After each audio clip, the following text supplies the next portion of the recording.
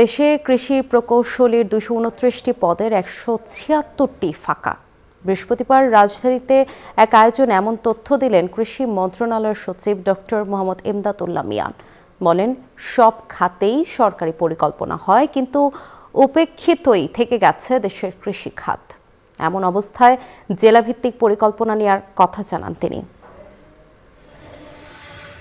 শিল্প ও সেবা খাতের ক্রমাগত উন্নয়ন হলেও এখনও কৃষিপ্রধান দেশ বাংলাদেশ।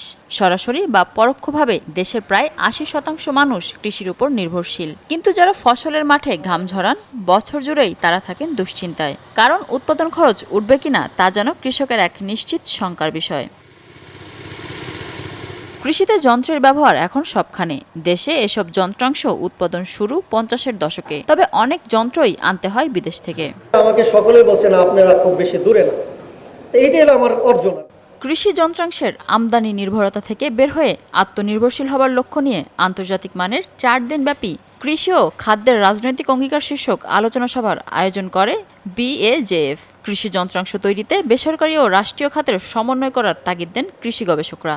এই 54 বছর পার করলেও আমাদের দেশের রাষ্ট্রীয় কিন্তু কোনো প্রতিষ্ঠান গড়ে ওঠেনি যেখানে ইঞ্জিন বানানো যায়। এ ধরনের কিন্তু প্রতিষ্ঠান নাই। যেগুলো ছিল সেগুলো কিন্তু আমরা চালাতে ব্যর্থ হয়েছি।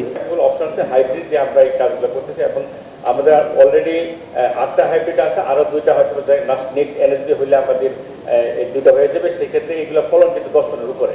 আয়োজনের প্রথম দিন একটি সেমিনারে অংশ নেন কৃষি সচিব। জানান, দেশে কৃষি প্রকৌশলীর পদ বেশিরভাগই ফাঁকা। দুর্ভাগ্য আর বাস্তবতা বলছি আমি আপনাকে, এই 229 জনের মধ্যে 176টা পদই এখনো ফাঁকা। এর মধ্যে রিটেন পরীক্ষায় মাত্র পাশ করেছে 20 জন পাবলিক সার্ভিস কমিশনের। টেকনিক্যাল রিসার্চ অ্যান্ড ডেভেলপমেন্ট সহ সেটা করে একসাথে করে, এটা কম্বাইন্ড কিছু টেস্ট হবে, মাল্টিপারপাস হতে হবে, ট্রেনিং করাতে হবে, স্পেয়ার পার্ট বানাইতে হবে, তাইলে এটা ইফেক্টিভ হবে। নাইলে টুকুন এক্সপোর্টের জন্য অ্যাগ্রেসিভ হব এবং কী আইটেম নিয়ে হব আর কি পরিমাণ আমি ইম্পোর্ট সাবস্টিটিউশন করব। 2023-24 অর্থ বছরে 14,000 টনের বেশি কৃষি পণ্য রপ্তানি করেছে বাংলাদেশ। এমন বাস্তবতায় দেশের আন্তর্জাতিক মানের কৃষি যন্ত্রাংশ ল্যাব তৈরির তাগিদ দেন সংশ্লিষ্টরা। মিনা ফেরদাউস, নিউজ 24, ঢাকা।